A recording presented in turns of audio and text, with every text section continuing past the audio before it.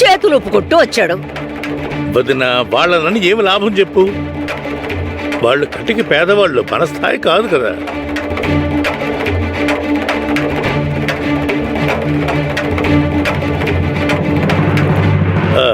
అదేంటంటే కోరి కోరి ఆ కుటుంబంతో సంబంధం కలుపుకుని ఆ అమ్మాయిని కోడలుగా చేసుకున్నాం. ఇప్పుడు స్థాయి లేదన్నా తప్పు కదా దిగు.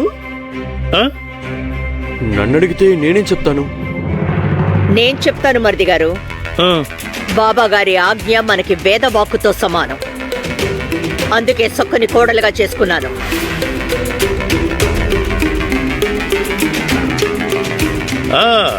నిజమే, ఆయన మాట మనం విని తీరాలి. బలమైన కారణం లేకపోతే బాబా గారు అలా ఆదేశించరు. మరి తెలిసి కూడా ఎందుకు ఈ వాదన?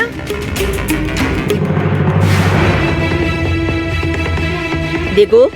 అమ్మా, నువ్వేమన్నా చెప్పదలుచుకున్నావా? అమ్మా, అది నేను తెలిసింది నువ్వేమనాలనుకుంటున్నావో, నీ మనసులో ఏముందో నాకు తెలిసిపోయింది. అదేంటంటే వదిన, బాబా గారు చెప్పిన విషయాల్ని మనం బాగా గుర్తుపెట్టుకుని సక్కు మనసు లోతుల్లో ఏముందో మనం తెలుసుకుంటే మంచిది. అవునా దిగు? మనం సక్కు కన్న కళల్ని నిజం చేయాలి. నేను చెప్పింది నిజమే కదా దిగు?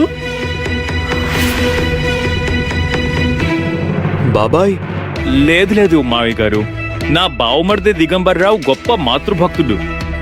మా అత్తయ్య గారు సముద్రంలో దూకమన్నా దూకుతాడు. ఇక సక్కుబాయి ఈ ఇంటి కోడలు.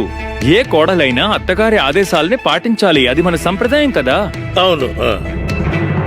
దిగు, నీ మనసులో ఏదైనా ఆలోచన ఉంటే నాకు చెప్పు. అయ్యో లేదమ్మా, ఇంకెప్పుడు అలా అడక్కు.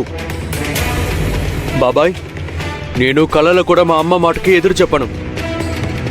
సక్కు బాబా గారిని గౌరవించదు. మా అమ్మ ఆదేశాలకి విలువివ్వదు. ఆ పిల్లకి నేనెందుకు మద్దతు ఇవ్వాలి?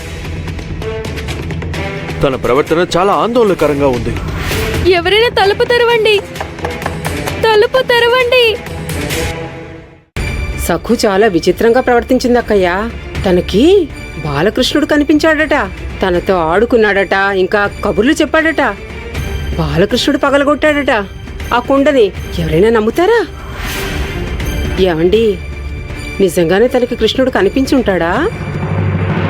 వత్సల, నీకు కూడా సక్కులాగా పిచ్చి పట్టిందా ఏంటి? బాబా గారు చాలా స్పష్టంగా చెప్పారు, నువ్వు వినలేదా? దానికేదో గాలి సోకింది.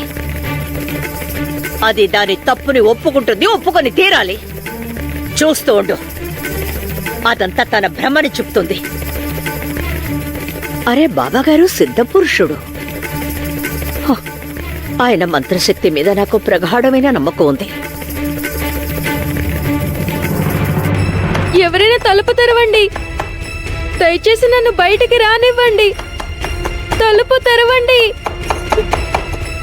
నన్ను బయటికి రానివ్వండి. ఎవరైనా ఉన్నారా? తలుపులు తెరవండి. బయట ఎవరైనా ఉన్నారా? చూడండి ఎలా కేకలు పెడుతోందో. ఇది కొత్తగా మళ్ళీ ఏ సమస్య తీసుకొస్తుందో దేవుడికే తెలియాలి. వెళ్ళి చూడు, అదేం చేస్తుందో చూడు.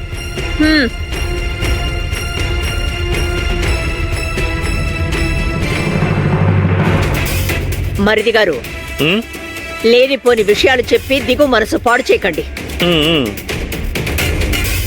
మనం సక్కు మీద జాలి దయ చూపిస్తే అది మనందరినీ పిచ్చివాళ్ళని చేస్తుంది. అది మన ఇంటికొచ్చి ఎన్ని రోజులైంది? ప్రతిరోజు ఇంట్లో ఏదో ఒక గొడవ నరకం చూపిస్తోంది.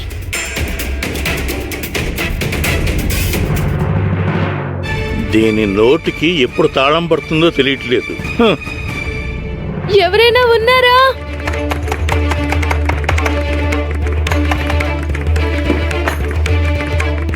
వదిన గారు, మీరు దయచేసి నన్ను బయటికి రానివ్వండి. నేను అత్తయ్య గారికి క్షమాపణ చెప్పాలి. క్షమాపణ చెప్పాలా? మా అమ్మకి? అయ్యో దేవుడా, ఉన్నట్టుండి ఇంత మార్పేంటి? నువ్వు క్షణాల్లో ఎలా మారిపోతావు సక్కు? పొద్దున ఉన్నట్టు సాయంకాలం ఉండవు.